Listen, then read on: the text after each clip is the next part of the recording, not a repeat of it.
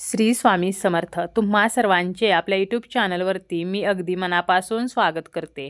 तुमच्या मनातील सर्व चांगल्या इच्छा स्वामी महाराज पूर्ण करोत हीच स्वामींच्या चरणी प्रार्थना करते आणि आजच्या व्हिडिओला सुरुवात करते.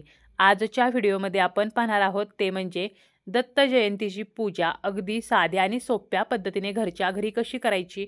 त्याचप्रमाणे आपल्याला नैवेद्य जो दाखवायचा आहे तर तो नैवेद्य काय असावा, दत्तगुरूंचा प्रिय नैवेद्य कोणता आहे, मंत्र कोणता म्हणावा, या पूजेमध्ये आपण काही चुका ज्या आहेत तर त्या अजिबात करू नयेत.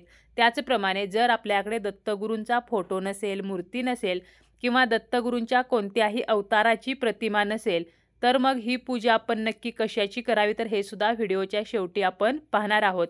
त्यामुळे व्हिडिओ कुठेही स्किप न करता शेवटपर्यंत नक्की पहा. प्रथमच जर तुम्ही माझ्या चॅनलवरती आलेला असाल तर चॅनलला सबस्क्राईब करा.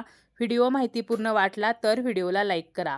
ब्रह्मपुराणात दत्तगुरूंचे अवतार कार्य सांगितलेले आहे. जो सर्व भूतमात्रांचा अंतरात्मा अशा त्या विष्णूचा दत्तात्रेय क्षमाप्रधान अवतार झाला.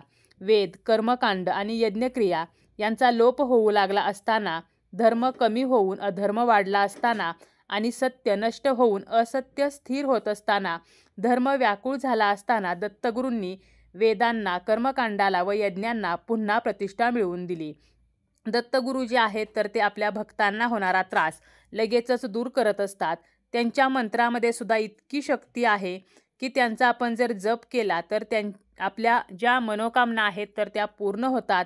त्यांची पूजा केल्यामुळे आपल्या जीवनातील सर्व अडथळे जे आहेत तर ते दूर होत असतात.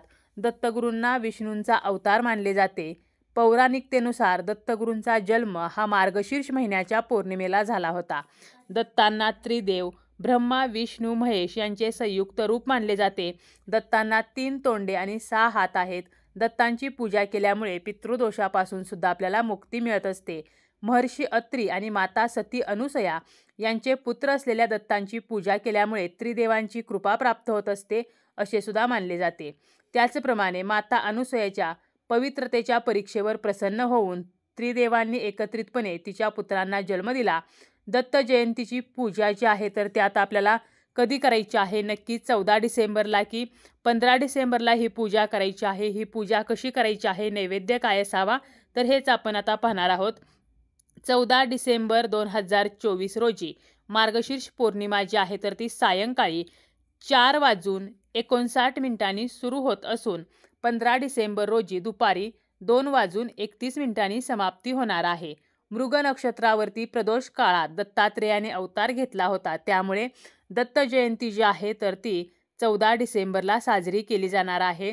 त्याचप्रमाणे पौर्णिमा तिथीला चंद्रोदयाला खूप महत्त्व असल्यामुळे दत्त जयंती जी आहे तर ती 14 डिसेंबरला असणार आहे. या दिवशी आता ही पूजा कशी करायची आहे तर आपल्याला सकाळी लवकर उठायचं आहे. शक्य असेल तर आपल्याला ब्रह्ममुहूर्तावरती उठायचं आहे. यानंतर स्नान करून आपल्याला स्वच्छ वस्त्र परिधान करायचं आहे. शक्य असेल तर पिवळ्या रंगाचे वस्त्र आपल्याला परिधान करायचे आहे. यानंतर आपल्याला आपली रोजची देवपूजा आहे तर ती आटोपून घ्यायची आहे. आपल्याला फक्त दत्तगुरूंची पूजा जी आहे तर ती मागे ठेवायची आहे. जर तुमच्याकडे दत्तगुरूंची प्रतिमा नसेल, म्हणजे दत्तगुरूंची मूर्ती किंवा फोटो नसेल तर तुम्ही स्वामी समर्थांची जी तुमच्याकडे मूर्ती असेल, फोटो असेल तर तो तुम्हाला मागे ठेवायचा आहे. म्हणजे आपल्याला दत्तगुरूंच्या कोणत्याही अवताराची जी पूजा आहे तर ती आपल्याला विधिवत करायची आहे. म्हणून अगोदर आपल्याला सर्व बाकीची जी देवपूजा आहे तर ती आटोपून घ्यायची आहे आणि यानंतर आपल्याला दत्त महाराजांची पूजा जी आहे तर ती सेपरेट करायची आहे. आता काय करायचं, ज्या ठिकाणी तुम्ही पूजा मांडणार असाल देवघराजवळ किंवा तुम्हाला ज्या ठिकाणी सोयीचं पडेल तर त्या ठिकाणी ही पूजा तुम्ही मांडू शकता. ती जागा आपल्याला स्वच्छ करून घ्यायची आहे. त्यानंतर त्या ठिकाणी आपल्याला पाट किंवा चौरंग मांडायचा आहे. त्या पाटाभोवती छान अशी आपल्याला रांगोळी काढून घ्यायची आहे. यानंतर आपल्याला शक्य झालं तर त्या पाटावरती पिवळ्या रंगाचं कापड अंतरायचं आहे. कारण पिवळा रंग जो आहे तर तो दत्तगुरूंना अतिशय प्रिय आहे. परंतु जर तुमच्याकडे पिवळ्या रंगाचे कापड नसेल तर तुम्ही लाल रंगाचे कापडसुद्धा अंतरू शकता. यानंतर सर्वप्रथम तुपाचा दिवा लावून घ्यायचा आहे आणि हा दिवा आपल्याला त्या पाटावरती एका बाजूला ठेवायचा आहे. त्या दिव्याखाली आवर्जून आपल्याला अक्षता ठेवायच्या आहेत किंवा तुम्ही एक प्लेट ठेवू शकता. यानंतर दिव्याला आपल्याला हळदी कुंकू, अक्षता, फुल अर्पण करून दिव्याची पूजा करून घ्यायची आहे. त्यानंतर आपल्याला गणपती बाप्पांची पूजा करून घ्यायची आहे. गणपतीची मूर्ती असेल किंवा सुपारी असेल तर आपल्याला काय करायचं आहे, तुम्हाला त्याची पूजा करून घ्यायची आहे. म्हणजे जर तुमच्याकडे गणपतीची मूर्ती नसेल तर आपण सुपारीचा वापर करू शकतो किंवा फोटो असेल तर फोटो आपण ठेवला तरीसुद्धा चालेल. आता जर बाप्पांची आपल्याकडे मूर्ती असेल तर या मूर्तीला सुद्धा आपल्याला पंचामृताने स्नान घालून आपल्याला विधिवत अभिषेक जो आहे तर तो करून घ्यायचा आहे. बाप्पांचा मंत्र म्हणत हा अभिषेक करायचा आहे आणि यानंतर त्या बाप्पांच्या मूर्तीला हळदी, कुंकू, अक्षता, जास्वंदीचे फूल, दुर्वा आपल्याला अर्पण करायचे आहेत. यानंतर दत्तांचा फोटो असेल तर तो स्वच्छ पुसून घ्यायचा आहे आणि जर तुमच्याकडे मूर्ती असेल तर एका तामणामध्ये थोडेसे तांदूळ ठेवून त्यावरती ती मूर्ती ठेवायची आहे किंवा दत्तगुरूंच्या मूर्तीऐवजी स्वामी समर्थांची मूर्ती असेल तर ती ठेवायची आहे.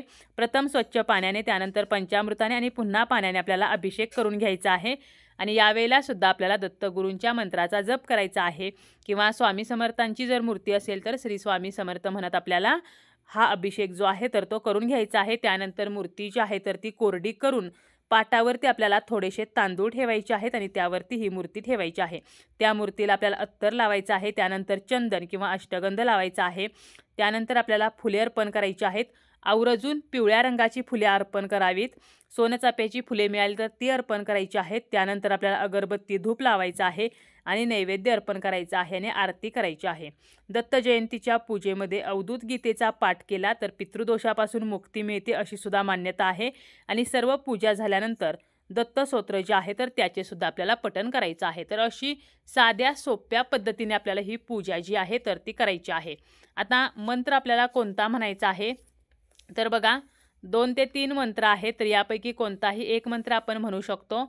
महामंत्र जो आहे तर तो आहे दिगंबरा दिगंबरा श्रीपाद वल्लभ दिगंबरा. तर हा मंत्र आपण म्हणू शकतो. त्याचप्रमाणे दत्त तारक नाम जप जो आहे तर तो श्री गुरुदेव दत्त, म्हणजे श्री गुरुदेव दत्त, श्री गुरुदेव दत्त एवढं सुद्धा आपण म्हणू शकतो किंवा ओम दत्तात्रेयाय नमः, ओम दत्तात्रेयाय नमः. तर असं जरी म्हटलं तरी सुद्धा चालेल. त्याचप्रमाणे श्लोक जो आहे तर तो कसा आहे तर श्लोक आहे गुरुर्ब्रह्मा गुरुर्विष्णू गुरुदेवो महेश्वरा गुरु साक्षात परब्रह्म तस्मै श्री गुरुवे नमः. तर हा श्लोक सुद्धा आपल्याला म्हणायचा आहे. त्याचप्रमाणे नैवेद्य जो आहे तर तो काय असावा तर आपल्याला दत्त जयंतीच्या दिवशी दत्तगुरूंना प्रिय असलेला खास नैवेद्य बनवायचा आहे. या नैवेद्यामध्ये तुम्ही घेवड्याची भाजी बनवू शकता, पिवळा बटाटा, मुगाची पातळ भाजी, कोबीची पिवळी भाजी, चणा डाळ घातलेली भाजी, मूग डाळीची खिचडी, आमटी, ताकाची पिवळी कढी, मुगाच्या डाळीचे वरण, साधा पुलाव, साधा भात, पोळी किंवा पुरी, साधी पोळी, पुरणपोळी, शेवयाची खीर, पिवळी जिलेबी, मोतीचूर लाडू, कोशिंबीर तर इत्यादी पदार्थ आपण बनवू शकतो. म्हणजे काय तर आपल्याला पिवळ्या रंगाचे पदार्थ जे आहेत तर ते नैवेद्यामध्ये बनवायचे आहेत. त्याचप्रमाणे घेवड्याची भाजी दत्तगुरूंना खूप प्रिय आहे, त्यामुळे दत्तगुरूंच्या नैवेद्यामध्ये घेवड्याची भाजी जी आहे तर ती असायलाच हवी. वर्षातून फक्त एकदा हा दिवस येत असतो, त्यामुळे आपल्याला घेवड्याची भाजी बनवायची आहे. परंतु हा जो नैवेद्य असणार आहे तर यामध्ये कांदा लसणाचा आपल्याला वापर जो आहे तर तो करायचा नाही. नैवेद्याच्या ताटामध्ये कोणती वस्तू चुकूनही असू नये. तर नैवेद्याचे ताट तयार करताना मीठ जे आहे तर ते अजिबात आपल्याला त्या ताटामध्ये ठेवायचे नाही. देवासाठी जो नैवेद्य असतो यामध्ये मीठ कधीही वाढू नये. त्याचप्रमाणे शुभ रंग कोणता असणार आहे तर पिवळा रंग जो आहे तर तो दत्तगुरूंना अतिशय प्रिय आहे, त्यामुळे पूजेमध्ये आपण पिवळ्या रंगाचं कापड वापरू शकतो. दत्तगुरूंना आपण पिवळ्या रंगाचे वस्त्र जे आहेत तर ते या दिवशी घालू शकतो. आपण स्वतः पिवळ्या रंगाचे वस्त्र घालू शकतो. त्याचप्रमाणे पिवळी फुले असतील, पिवळी मिठाई असेल तर ही सुद्धा आपल्याला दत्तगुरूंना अर्पण करायची आहे. आपल्याकडे दत्तगुरूंचा फोटो किंवा मूर्ती नसेल तर उंबराच्या झाडाची आपल्याला या दिवशी मनोभावे पूजा करायची आहे. उंबराच्या झाडाला आवर्जून 11 प्रदक्षिणा सुद्धा घालायच्या आहेत.